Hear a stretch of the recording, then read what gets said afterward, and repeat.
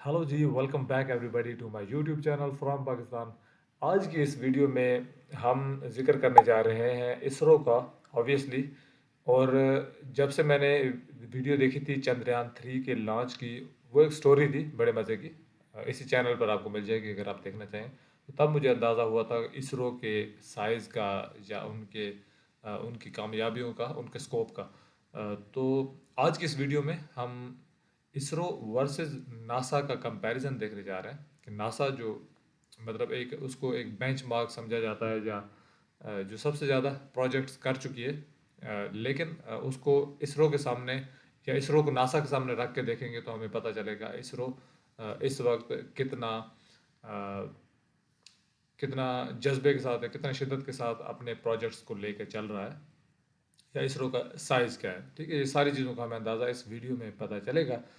तो मेरे ख्याल से ज़्यादा इंतज़ार नहीं करते, सीधा चलते हैं वीडियो की तरफ और जानते हैं इसरो वर्सेस नासा का कंपैरिजन। आइए वीडियो को शुरू करते हैं।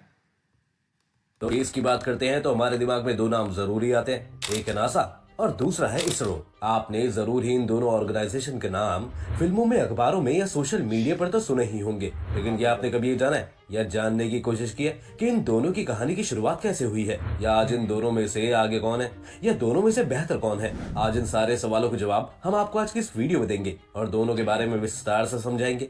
इसलिए वीडियो को आखिर तक जरूर देखिएगा। पर वीडियो शुरू होने से पहले अगर आप लोग चैनल पर नए हैं या आपने अभी तक चैनल को सब्सक्राइब नहीं किया है तो चैनल को सब्सक्राइब करना और बेल आइकन दबाना ना भूले, ताकि हमारे चैनल की कोई भी वीडियो आपसे मिस ना हो जाए। साल 1947 की बात है। सेकंड वर्ल्ड वॉर को खत्म हुए सिर्फ 2 साल गुजरे थे और अमेरिका और सोवियत संघ के बीच में तनाव बढ़ रहा था। ये दोनों देश वॉर के बाद दो सुपर पावर्स की तरह उभर आए थे, लेकिन इन दोनों की पॉलिटिकल आइडियोलॉजीज में एक जबरदस्त क्लैश भी देखने को मिला। इनके बीच भारी राइवलरी की वजह से कोल्ड वॉर की शुरुआत हुई और इस समय में ये दोनों देश अपने न्यूक्लियर हथियारों को और ताकतवर बनाने की कोशिश कर रहे थे। इसी के लिए ये दोनों देश एक इंटरकॉन्टिनेंटल बैलिस्टिक मिसाइल यानी कि आईसीबीएम की डेवलपमेंट करने लग रहे थे।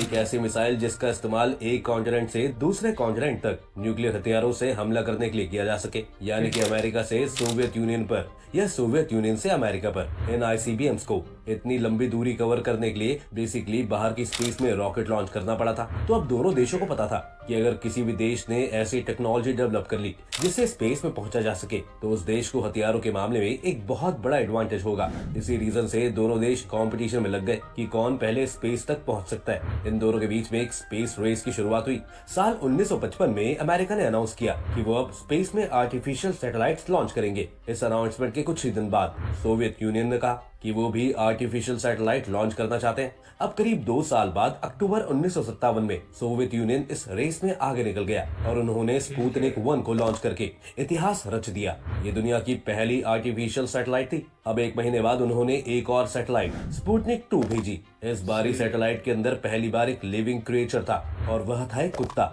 जिसका नाम था लाइका। अब अमेरिका ने इनके साथ कैचअप किया और जनवरी 1958 में जब उन्होंने अपनी पहली सैटेलाइट एक्सप्लोरर 1 लॉन्च करी। इन दोनों देशों के बीच में कंपटीशन इतना भयंकर था कि दोनों ही देशों की स्पेस टेक्नोलॉजी में प्रोग्रेस तेजी से बढ़ते को देखने को मिली। इसी बीच इंडिया में बैठे एक साइंटिस्ट डॉक्टर विक्रम साराभाई इन सब से काफी इंस्पायर होने लगे और इस स्पेस टेक्नोलॉजी में डेवलपमेंट्स को देखकर, स्पेशली स्पुतनिक के लॉन्च के बाद, उनका जोश और भी बढ़ गया। साल 1957 में इन्होंने रियलाइज किया कि देश के विकास के लिए स्पेस में डेवलपमेंट करना कितना जरूरी है और साल 1962 तक इन्होंने जवाहरलाल नेहरू को कन्विंस कर लिया था कि इंडिया के पास भी अपना एक स्पेस प्रोग्राम होना चाहिए। और कुछ इस तरीके से जन्म होता है दोस्तों इसरो का। शुरुआत में इसरो का नाम होता है INCOSPAR यानी कि Indian national committee for space research, और प्रधानमंत्री जवाहरलाल नेहरू इसे डिपार्टमेंट ऑफ एटॉमिक एनर्जी के अंदर सेटअप करते हैं। डॉक्टर विक्रम साराभाई को इसका चेयरमैन बनाया जाता है और यही रीजन है कि डॉक्टर साराभाई को हम आज के समय में father of Indian space programme के नाम से जानते हैं। अपने शुरू के दिनों में INCOSPAR के पास बहुत से लिमिटेड इंफ्रास्ट्रक्चर और रिसोर्सेज होते हैं। यही वजह है कि ऐसी फुटेज आपको देखने को मिलेंगी जहां पर रॉकेट के पार्ट्स को साइकिल पर और बैलगाड़ी पे ट्रांसपोर्ट किया जा रहा है। ऐसे ही INCOSPAR को किसी दूर के गांव में पुराने चर्च में बिशप के घर को कंट्रोल रूम बनाना पड़ता है। तो दूसरी तरफ ऐसे भी केसेस देखे गए जहां पर बेंगलुरु में किसी एक टॉयलेट को रिपर्पस किया गया as a satellite data receiving centre के रूप में। शुरू में रिसोर्सेज की कमी की वजह से बहुत जुगाड़ करना पड़ा था, लेकिन इंडिया की स्पेस जर्नी नवंबर 1963 में ऑलमोस्ट इमीडिएटली शुरू हो गई थी। INCOSPAR के एस्टेब्लिश होने के सिर्फ 1 साल बाद इंडिया ने अपना पहला रॉकेट लॉन्च किया, और ये एक साउंडिंग रॉकेट था। एक ऐसा रॉकेट जिसमें अलग अलग मेजरमेंट्स लेने के लिए इंस्ट्रूमेंट्स होते हैं। आपको बता दें कि अर्थ के एटमॉस्फेयर में इलेक्ट्रॉन्स को स्टडी करने के लिए इसे लॉन्च किया गया, और उस वक्त इसे सप्लाई किया था नासा ने। इसके सक्सेसफुल लॉन्च के बाद इंडियन साइंटिस्ट को एक्सपीरियंस मिला, साथ ही में नासा से सीख मिली, और फिर हमने बनाया अपना पहला खुद का साउंडिंग रॉकेट, जिसे नाम दिया गया था रोहिणी 75, और 20 नवंबर 1967 को इसे सक्सेसफुली लॉन्च किया गया था। इसके कुछ साल बाद 15 अगस्त 1969 को इंडिया के 22nd ईयर ऑफ इंडिपेंडेंस में INCOSPAR को इसरो से रीनेम कर दिया जाता है, क्योंकि अब ये सिर्फ कोई कमेटी नहीं थी, बल्कि ये अपनी खुद की एक ऑर्गेनाइजेशन बन गई थी। अब ऐसी ऑर्गेनाइजेशन जिसका मकसद था देश के विकास के लिए स्पेस टेक्नोलॉजी का इस्तेमाल करना। एक बार फिर से डॉक्टर साराभाई को इस ऑर्गेनाइजेशन का चेयरमैन बनाया जाता है।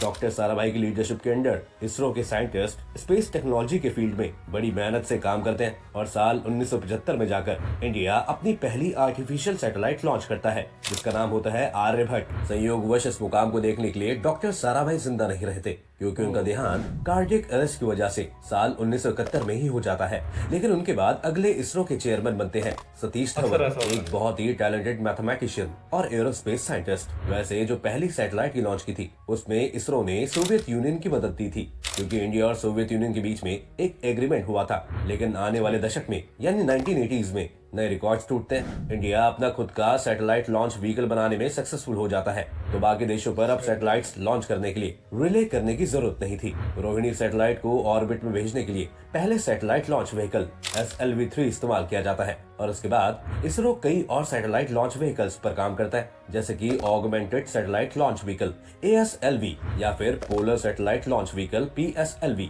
और जियो सैटेलाइट लॉन्च व्हीकल्स GSLV, जिसका इस्तेमाल सैटेलाइट्स को जियो स्टेशनरी ऑर्बिट्स में भेजने के लिए किया जाता है। साल 1983 में इसरो एक बार फिर से इनसैट सैटेलाइट को लॉन्च करने के लिए नासा की मदद लेता है। इनसैट का फुल फॉर्म है Indian national satellite system. Basically ये एक सीरीज ऑफ कम्युनिकेशन सैटेलाइट्स है, जिन्हें अर्थ के ऑर्बिट में डाला जाता है, जिनका मकसद है रेडियो वेव्स के थ्रू कम्युनिकेशन करना। इसकी मदद से अब इंडिया में टेलीविजन ब्रॉडकास्टिंग करी जा सकती थी, वेदर की फोरकास्टिंग करी जा सकती थी, कोई बड़ा डिजास्टर आ रहा है, कोई टॉर्नेडो आ रहा है, इन सैटेलाइट्स की मदद से पहले ही वार्निंग दी जा सकती थी। देखने वाली इंटरेस्टिंग चीज ये थी कि जहां एक तरफ अमेरिका और सोवियत यूनियन एक दूसरे से बड़े कंपटीशन में लगे हुए थे, वहीं इंडिया ने टाइम टू टाइम इन दोनों ही देशों की स्पेस एजेंसीज की मदद ली। अप्रैल 1984 में एक और रिकॉर्ड टूटता है। राकेश शर्मा, एक इंडियन फॉर्मर एयरफोर्स के पायलट, पहले और इकलौते स्पेस में जाने वाले इंडियन सिटीजन बन जाते हैं। ये एक्चुअल में सोवियत यूनियन के रॉकेट सोयूज T-11 में बैठकर स्पेस में गए थे। राकेश शर्मा 8 दिन तक स्पेस में रहे थे as a part of Soviet Intercosmos programme. अगले 2 दशकों में इसरो की गति और तेजी से बढ़ती है। साल 2008 में चंद्रयान 1 मिशन सक्सेसफुल हो जाता है, और यह इंडिया का पहला चांद जाने वाला मिशन था। ये पूरी ऑर्गेनाइजेशन के लिए एक टर्निंग पॉइंट बन जाता है। दुनिया को पता लग जाता है कि इसरो भी क्या करके दिखा सकता है। और जब 2013 में इंडिया का पहला मार्स ऑर्बिटर मिशन लॉन्च किया जाता है, तो इंडिया इतिहास में मार्स के ऑर्बिट में फर्स्ट अटेम्प्ट में सक्सेसफुली एंटर करने वाला ऐसा पहला देश बन जाता है। अब इसरो को एज अ स्पेस एजेंसी दुनिया की टॉप स्पेस एजेंसीज में गिना जाने लगता है, और इंडिया को एक स्पेस सुपर पावर माना जाने लगता है। ये मार्स मिशन कई मायनों में ऐतिहासिक था। इंडिया मार्स के ऑर्बिट में जाने वाला चौथा देश था, और हमने ये सिर्फ $74 मिलियन की कॉस्ट में कर दिखाया था, जो कि बहुत कम कॉस्ट होती है। हॉलीवुड फिल्म मार्टियन फिल्म का बजट ही इंडिया के मिशन के बजट से ज्यादा था। लेकिन एक सवाल जो बहुत से लोगों के मन में यहाँ पर उठता है, इसरो की ये बड़ी अचीवमेंट्स नासा के सामने कितनी फिट बैठती हैं? क्या इसरो नासा की बराबरी कर सकता है? अब नासा की स्थापना दोस्तों सिर्फ 4 साल पहले करी गई थी, लेकिन तब से लेकर अब तक नासा ने 1000 से ज्यादा अनमैन्ड मिशंस और करीब 245 मिशंस आउटर स्पेस में लॉन्च किए। इनमें से सबसे बड़ा था साल 1969 में, जब पहली बार इंसानों को चांद पर भेजा गया, और नील आर्मस्ट्रॉन्ग अपोलो 11 के मिशन में चांद पर कदम रखने वाले पहले आदमी बन गए। अमेरिका तब पहला ऐसा देश था जिसने इंसानों को चांद के सरफेस पर लैंड कराया। इसके अलावा इनका केपलर स्केप टेलीस्कोप जिसने हजारों एक्सोप्लैनेट्स को डिस्कवर किया है, यानी कि वो प्लैनेट्स जो हमारे सोलर सिस्टम के बाहर हैं। नासा की मदद से ही इंटरनेशनल स्पेस स्टेशन को लोअर अर्थ ऑर्बिट में प्लेस किया गया है। यह एक ऐसा स्पेसक्राफ्ट है जिसमें इंसान रह सकते हैं और काम कर सकते हैं और स्पेस में एक्सपेरिमेंट्स कर सकते हैं। फिर नासा ने मार्स के सरफेस तक पर भी रोवर्स भेजे हैं, जैसे कि 2015 में क्यूरियोसिटी रोवर मार्स की जमीन पर लैंड किया और पानी का पहला एविडेंस पाया कि मार्स पर लिक्विड स्टेट में वाटर एग्जिस्ट करता है। ये भी नासा ने ही लॉन्च किया। तो क्या वजह है कि एक्चुअल में नासा बाकी स्पेस एजेंसीज के कंपैरिजन में इतना आगे है? इसके पीछे का सबसे बड़ा रीजन वही है जिसकी मैंने शुरुआत में बात की थी। नासा को साल 1958 में स्टेब्लिश किया गया था, वो भी सोवियत यूनियन के रिस्पांस में। जब उन्होंने अपनी पहली सैटेलाइट लॉन्च करी तो सोवियत यूनियन इस रेस में दौड़कर आगे निकल गया। तब अमेरिका को लगा कि हम पीछे कैसे रह सकते हैं, हम भी सिविलियन कैपेसिटी में एक अपना स्पेस प्रोग्राम बनाते हैं। अब इन दोनों के बीच में इतना ज्यादा कंपटीशन था कि इतनी ज्यादा इनोवेशन हमें देखने को मिली। इसके अलावा दूसरा कारण है नासा के गोल्स। नासा के गोल्स अगर आप डिटेल में देखेंगे तो आपको दिखेगा कि बेसिकली उनका मकसद क्या है, मैनकाइंड की नॉलेज को इंक्रीज करना और इंसान की प्रेजेंस स्पेस बढ़ाना। इससे आप इसरो से कंपेयर करो तो इसरो को एक्चुअल में किसी भी देश से कम्पीट करने के लिए नहीं बनाया गया था। इंडिया की किसी दूसरे देश के साथ कोई जंग नहीं चल रही थी, तो इंडिया को मजबूरी में आकर, प्रेशर में आकर इसरो डेवलप करना पड़ा। इसरो का मकसद था देश की सोशियो इकोनॉमिक बेनिफिट्स के लिए स्पेस टेक्नोलॉजीज को डेवलप करना। ऊपर से देखकर आपको लगेगा कि इनके मिशन काफी सिमिलर है, लेकिन ट्रेडिशनली देखा जाए तो नासा का शुरू से ही रिसर्च, एक्सप्लोरेशन और टेक्नोलॉजिकल एक्सपेरिमेंट्स करने में ज्यादा इंटरेस्ट था। उन्होंने अपोलो 11 का मिशन इसलिए किया क्योंकि वो सोवियत यूनियन से आगे निकलना चाहते थे। वो पहला देश बनना चाहते थे जो एक्चुअल में किसी को चांद पर भेजे। वो दिखावे के मामले में ज्यादा बड़ी सुपर पावर बनना चाहते थे। अब यहाँ पर एक रेस चलने लग रही थी। वहीं दूसरी तरफ इसरो ने ऐसी चीजों में फोकस किया जिससे देश का भला हो, जैसे कि एक ऐसा सैटेलाइट नेटवर्क बिछाया जा सके जिससे टेलीविजन की ब्रॉडकास्टिंग हो सके, वेदर फोरकास्टिंग करी जा सके। हालांकि इसरो के जो बाद के मिशन थे जैसे कि चंद्रयान या मंगलयान, वो एक्सप्लोरेशन की कैटेगरी में ज्यादा फिट बैठते हैं, लेकिन शुरुआत में इसरो का फोकस उन चीजों पर इतना नहीं था। इसके अलावा एक तीसरा कारण आ जाता है दोनों एजेंसीज का बजट। नासा का बजट इसरो के कंपैरिजन में 20 गुना ज्यादा है। ऑब्वियस ही बात है, नासा के पास ज्यादा पैसे हैं स्पेंड करने के लिए और एम्बिशियस और एक्सपेरिमेंटल मिशंस पर। इसी की मदद से वो मार्स पर रोवर्स भेज पाते हैं, जुपिटर और सैटर्न के मून्स पर मिशन भेज पाते हैं और एस्टेरॉइड्स तक पर भी वो स्पेस क्राफ्ट भेज पाते हैं। इसरो अपना ज्यादातर बजट एक्चुअली नई टेक्नोलॉजीज को डेवलप करने के लिए स्पेंड करता है। स्पेस व्हीकल्स की कंस्ट्रक्शन में ग्राउंड स्टेशन और जो नेसेसरी स्पेस मिशंस हैं, सिर्फ उन्हें ही कंडक्ट किया जाता है। ज्यादा मिशंस करने के लिए इतना ज्यादा पैसा बचता नहीं है, तो नेचुरल सी बात है कि इतने सालों बाद नासा का इंफ्रास्ट्रक्चर कहीं ज्यादा बेहतर है इसरो के कंपैरिजन में। लेकिन कुछ चीजें यहाँ पर जरूर है जहाँ पर इसरो नासा से आगे है, जैसे कि एफिशिएंसी, रिसोर्सफुलनेस और कॉस्ट इफेक्टिवनेस में। फॉर एग्जांपल साल 2005 में नासा ने एक सोलर मिशन लॉन्च किया था, स्टीरियो, जिसकी कॉस्ट पड़ी थी $550 मिलियन। वो भी उस समय पर। आज के दिन इसरो का आगे प्लान है कि एक सिमिलर सा सोलर मिशन लॉन्च किया जाएगा, आदित्य L1, जिसकी कॉस्ट पड़ेगी सिर्फ $55 मिलियन, वो भी आज की इकोनॉमी में। तो इमेजिन कर सकते हो 1/10 कॉस्ट पर सेम मिशन किया जा रहा है। सिमिलरली नासा ने 2 मिशन प्लान किए हैं, जिसमें से वीनस प्लेनेट पर आने वाले टाइम में एक होगा वेरिटस मिशन, जिसे साल 2028 में लॉन्च किया जाएगा, और एक होगा द विंची मिशन, जिसे साल 2029 में लॉन्च किया जाएगा। और इनकी total combined cost $1 billion estimate करी गई है। दूसरी तरफ इसरो ने अपना शुक्रयान 1 मिशन लॉन्च किया है, जो वीनस पर जाएगा। प्लान के अकॉर्डिंग 2025 में किया जाएगा, यानी कि नासा से पहले किया जाएगा, और इसकी कॉस्ट $62 मिलियन से लेकर $125 मिलियन के बीच में एस्टिमेट करी गई है। आने वाले टाइम में इसरो के 3 मिशन सबसे इंपॉर्टेंट होने वाले हैं। पहला गगनयान, दूसरा आदित्य L1 और तीसरा चंद्रयान 3। एक्सपेक्ट किया जा रहा है कि इन तीनों को अगले साल 2023 में लॉन्च किया जाएगा। इनमें से सबसे इंपॉर्टेंट मिशन होगा गगनयान मिशन, क्योंकि ये देश के इतिहास में सबसे पहला मैन्ड मिशन टू स्पेस होगा। आज तक इसरो ने कभी भी इंसानों को स्पेस में नहीं भेजा है, और ये गगनयान पहला ऐसा मिशन होगा जिसमें ऐसा अटेम्प्ट किया जाएगा। इसरो 3 लोगों के क्रू को स्पेस क्राफ्ट में भेजेगा। ये स्पेस क्राफ्ट अर्थ के बाहर चक्कर लगाएगा at the height of around 400 kilometres above the surface, वो भी 5-7 दिन तक। इस मिशन के लिए बजट रखा गया है 9,000 करोड़ से ज्यादा का, और ऑलमोस्ट सारी चीजें इस मिशन की इंडिया में ही डेवलप करी जाएंगी, जो कि लॉन्च व्हीकल होगा, स्पेस एयरक्राफ्ट होगा, लाइफ सपोर्ट सिस्टम होगा, क्रू स्पेस सिस्टम होगा। सब कुछ इंडिया के अंदर इंडियन ऑर्गेनाइजेशन के द्वारा डेवलप किया जा रहा है। बस एक एस्पेक्ट है इस मिशन का जिसके लिए इंटरनेशनल कोलैबोरेशन की जरूरत होगी, और वो है एस्ट्रोनॉट्स के जो स्पेस सूट्स होंगे और एस्ट्रोनॉट्स को जो ट्रेनिंग दी जाएगी वह सब रशियन स्पेस एजेंसी रोसकॉस्मोस की मदद से की जाएगी। आपको बता दें कि 4 इंडियन एयरफोर्स के पायलट्स को रशियन स्पेस एजेंसी में ऑलरेडी ट्रेनिंग के लिए भेजा जा चुका है। इसके अलावा कुछ इन फ्लाइट फिजिशियंस और कम्युनिकेशन की जो टीम होगी वो national centre for space studies यानी कि CNES में फ्रेंच स्पेस एजेंसी के साथ ट्रेनिंग कर रही है। अगर इंडिया ये मिशन करने में सक्सेसफुल होता है तो इंडिया दुनिया का चौथा ऐसा देश बन जाएगा जिसने अपनी कैपेसिटी में एस्ट्रोनॉट्स को लोअर अर्थ ऑर्बिट में भेजा।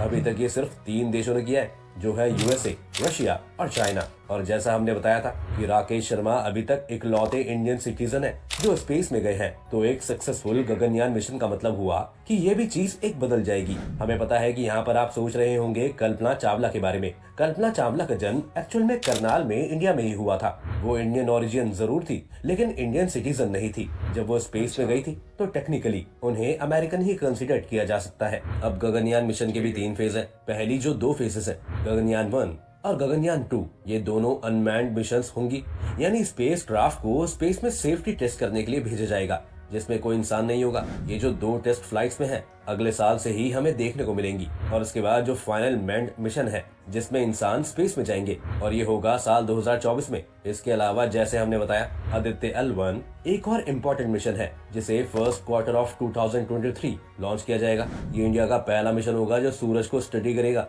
इसके लिए कॉस्ट रखी गई है अराउंड 378 करोड़ रुपए। और फिर होगा इसरो का चंद्रयान 3 मिशन जो कि तीसरा मिशन होगा मून पर। तो दोस्तों आज की वीडियो में बस इतना ही।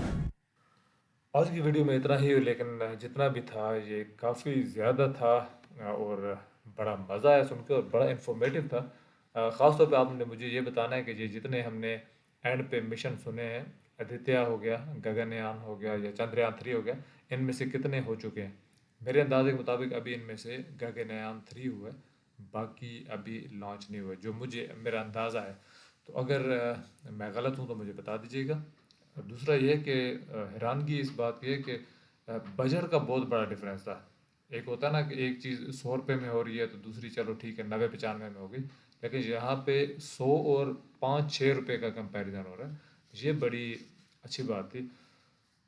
दूसरा मार्केट का फ़र्क तो बहुत सारा है। नासा एक उसे इंटरनेशनली एक बेंचमार्क समझा जाता है। आप समझें कि इसका अंदाज़ा इस तरह से रहे कि अब एक बच्चा है जो स्कूल कॉलेज में है और अगर वो एस्ट्रोनॉट बनना चाहता है तो वो नाम नासा का लेगा, ना वो रशियन स्पेस प्रोग्राम का नाम लेगा, ना इसरो का नाम लेगा, ना किसी चौथे का नाम लेगा।